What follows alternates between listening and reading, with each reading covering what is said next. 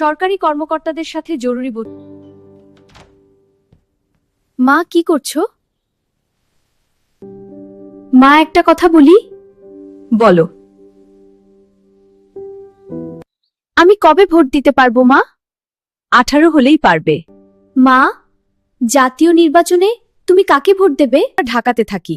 আমার ভোট আমার গ্রামের বাড়ি, তোমার বাবার ভোট তোমার বাবার গ্রামের বাড়ি। ভোট দিতে হলে আমাদের ওখানে যেতে হবে। ইলেকশনের সময় রাস্তায় ট্রাফিক কেমন থাকে কে জানে।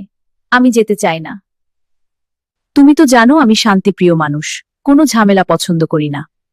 তাছাড়া শুনেছি অনেক প্রার্থী দুর্নীতিবাজ, সন্ত্রাসী বা দুদেশের নাগরিক, তাই আমি আগ্রহী নই।